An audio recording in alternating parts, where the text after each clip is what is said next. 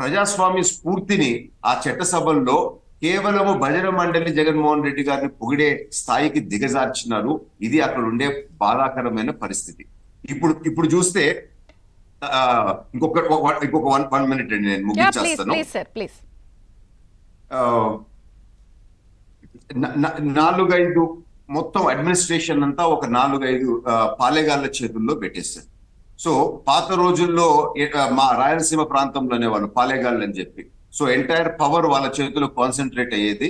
So ఈ రోజు కూడా టోటల్ ఎంటైర్ సెటప్ పవర్ అంతా ఈ మధ్యలో ఈ 4-5 చేతుల్లో, ఈ పాలెగాళ్ల చేతుల్లో పెట్టి ఈ రోజు రన్ అవుతా ఉంది.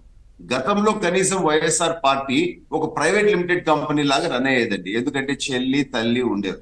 ఇప్పుడు చెల్లి తల్లిని కూడా మెడకాయ పెట్టి బయటికి దూసేసి కేవలము ఒక సోల్ ప్రొపరేటర్ కంపెనీ రకంగా తయారైపోయింది. ఒక నియంత, ఒక మొనార్క్ రకంగా, ఒక నియంత రకంగా, ఒక సోల్ బిజినెస్ టర్మ్ లో అయితే సోల్ ప్రొపరేటర్, లేదు అని అంటే అడ్మినిస్ట్రేటివ్ టర్మ్స్ లో అయితే ఒక నియంత, ఒక మొనార్క్ రకంగా తయారు చేసినారు. ఇది ఆంధ్ర రాష్ట్రంలో ఉండే పరిస్థితి. ఇప్పటిదాకా వచ్చిన లిస్టులలో ప్రకారము 65 మందిని మార్చేశారండి. 68 మందిని, 58 ఎమ్మెల్యేలు, 10 ఎంపీలు. ఎందుకు ఇటువంటి పరిస్థితికి వచ్చింది? ఎంత భయంకరమైన పరిస్థితి ఈ రోజు వైసీపీలో ఉందో ఈ నెంబర్స్ బట్టే మనం చెప్పొచ్చు. 25 సిట్టింగ్ ఎమ్మెల్యేల పరిస్థితి అయితే ఇంకా తేలలేదు. వాళ్ళందరూ 80% ఎస్సీ, ఎస్టీ, బీసీలు. కరెక్ట్ గా చెప్పారండి. ఇప్పుడు నేను సూటిగా ప్రశ్నించేది ఒకటి.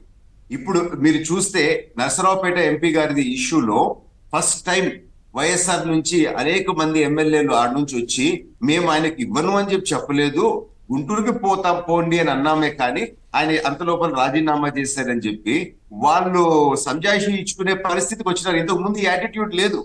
సో భయం చుట్టుకుంది వాళ్ళలో అని చెప్పి క్లియర్ గా ఈ స్టేట్మెంట్స్ బట్టే మనకు అర్థం అవుతా ఉంది. ఇంతకు ముందు ఉంటే ఉండండి, పోతే పోండి అని మాట్లాడే వాళ్ళు ఈ రోజు భయపడుతున్నారు.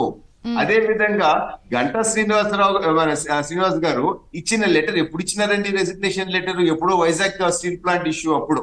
కానీ ఈ రోజు దాని మీద యాక్షన్ తీసుకొని స్పీకర్ గారు ఇష్యూ చేశారనంటే, అంటే ఈ 2-2.5 సంవత్సరాలు వారికి ఎందుకు గుర్తు రాలేదు? అంటే వారి డ్యూటీ వారు చేయలేదా?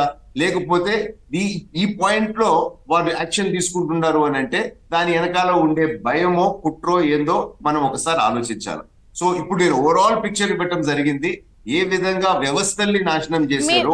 మీకు ఇంకొక పాయింట్ కూడా మరి గుర్తుందో లేదో, మీరు చెప్పిన వాటిల్లోనే ఈ బయటకు వచ్చి రాజీనామా చేసిన వాళ్ళలో చంద్రబాబు నాయుడు గారిని, పవన్ కళ్యాణ్ గారిని తిట్టలేదని కూడా చీటీలు జరిగినాయి. అవునా కాదా? చాలా మందికి మిమ్మల్ని తిట్టలేదని చీటీ జరిగింది. ఇప్పుడు భోజనాలకు వెళ్ళి పక్క రాష్ట్రం ముఖ్యమంత్రి భోజనాలకు అటెండ్ అయినందుకు జరిగింది. మిమ్మల్ని తిట్టలేదని చింపేశారు కొంతమందికి. ఈ రీజన్ చూడండి. మీరు చాలా కరెక్ట్ గా చెప్పినారు. నేను ఒక ఉదాహరణ చెప్పాలండి. మా కౌన్సిల్ చైర్మన్ గా వైఎస్ఆర్ పార్టీకి సంబంధించిన వారే ఎలక్ట్ అయినారు.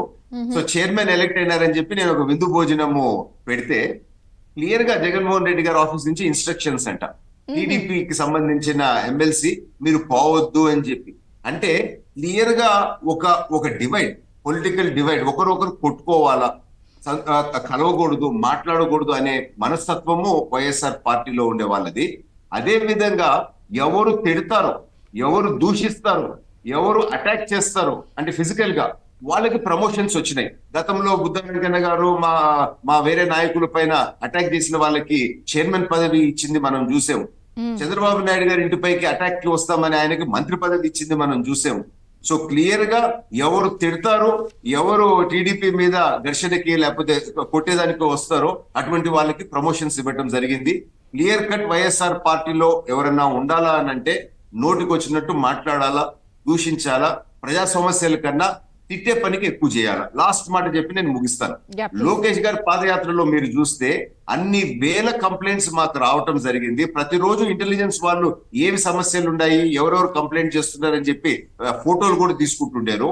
కానీ ఆ ఎంటైర్ పాదయాత్ర లోకేష్ గారిని, టీడీపీని, చంద్రబాబు గారిని తిట్టేది తప్ప ఒక సమస్య అన్నా వాళ్ళు తేల్చినారా? ఒక్క సమస్య అన్నా ఇదిగో మీకు వచ్చిన కంప్లైంట్ పైన మేము